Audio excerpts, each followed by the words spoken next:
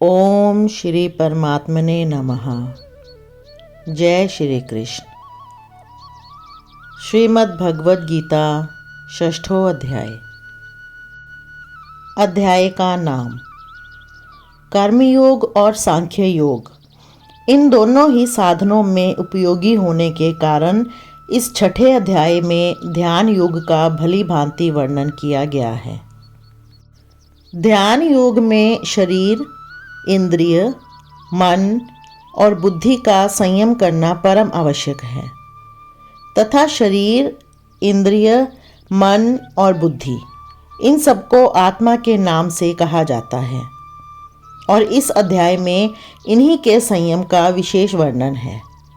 इसलिए इस अध्याय का नाम आत्म संयम योग रखा गया है। अध्याय का संक्षेप। इस अध्याय के पहले श्लोक में कर्म योगी की प्रशंसा की गई है।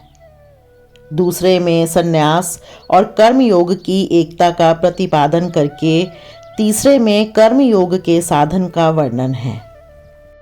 चौथे में योगारूढ़ पुरुष के लक्षण बतलाकर पांचवें में पूर्वोक्त मनुष्य को योगारूढ़ावस्था प्राप्त करने के लिए उत्साहित करके उसके कर्तव्य का निरूपण किया गया है। छठे में आप ही अपना मित्र है और आप ही अपना शत्रु है।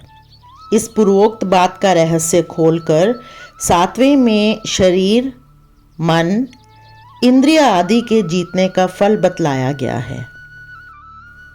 आठवें और नवें में परमात्मा को प्राप्त हुए पुरुष के लक्षणों का और महत्व का वर्णन है।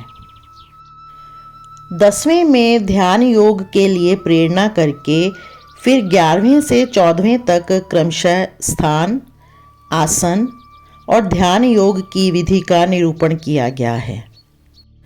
15वें में ध्यान योग का फल बतलाकर 16वें और 17वें में ध्यान योग के उपयुक्त आहार, विहार तथा शयन आदि के नियम और उनका फल बतलाया गया है। 18वें में ध्यान योग की अंतिम स्थिति को प्राप्त हुए पुरुष के लक्षण बतलाकर 19वें में दीपक के दृष्टांत से योगी के चित्त की स्थिति का वर्णन किया गया है। इसके पश्चात 20वें से 22वें तक ध्यान योग के द्वारा परमात्मा को प्राप्त पुरुष की स्थिति का वर्णन करके 23वें में उस स्थिति का नाम योग बतलाकर उसे प्राप्त करने के लिए प्रेरणा की गई है। 24वें और 25वें में अभेद रूप से परमात्मा के ध्यान योग के साधन की प्रणाली बतलाकर 26वें में विषयों में विचरने वाले मन को बार बार खींच कर परमात्मा में लगाने की प्रेरणा की गई है। 27वें और 28वें में ध्यान योग के फलस्वरूप आत्यंतिक सुख की प्राप्ति बतलाई गई है। 29वें में सांख्य योगी के व्यवहार काल की स्थिति बतलाकर 30वें में भक्ति योग का साधन करने वाले योगी की अंतिम स्थिति का और उसके सर्वत्र भगवत दर्शन का वर्णन किया गया है। 31वें में भक्ति द्वारा भगवान को प्राप्त हुए और 32वें में सांख्य योग द्वारा परमात्मा को प्राप्त हुए पुरुषों के लक्षण और महत्व का निरूपण किया गया है। 33वें में अर्जुन ने मन की चंचलता के कारण समत्व योग की स्थिरता को कठिन बतलाकर 34वें में मन के निग्रह को भी अत्यंत कठिन बतलाया है।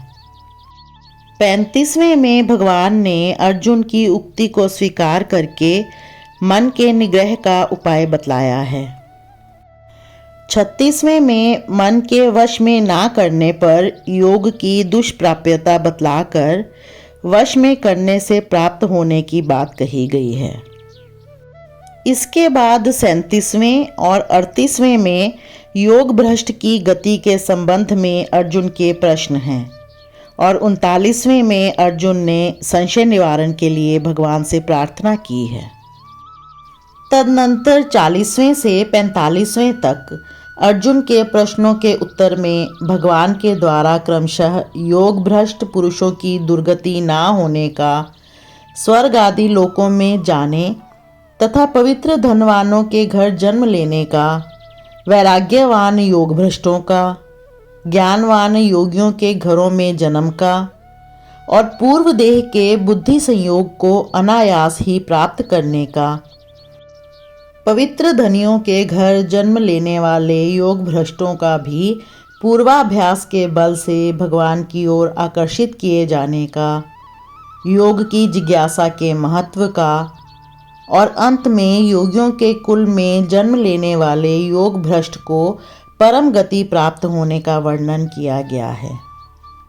इसके बाद 46वें में योगी की महिमा बतलाकर अर्जुन को योगी बनने के लिए आज्ञा दी गई है और 47वें में सब योगियों में से अनन्य प्रेम से श्रद्धापूर्वक भगवान का भजन करने वाले योगी की प्रशंसा करके अध्याय का उपसंहार किया गया है।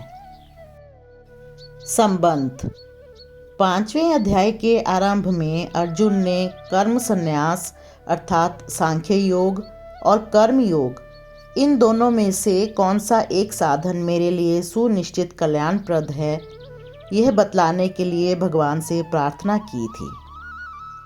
इस पर भगवान ने दोनों साधनों को कल्याणप्रद बतलाया और फल में दोनों की समानता होने पर भी साधन में सुगमता होने के कारण कर्म संन्यास की अपेक्षा कर्मयोग की श्रेष्ठता का प्रतिपादन किया।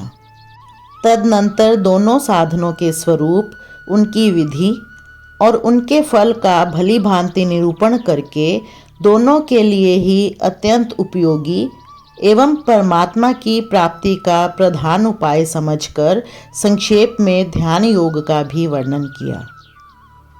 परंतु दोनों में से कौन सा साधन करना चाहिए, इस बात को ना तो अर्जुन को स्पष्ट शब्दों में आज्ञा ही की गई और ना ध्यान योग का ही अंग प्रत्यंगों सहित विस्तार से वर्णन हुआ।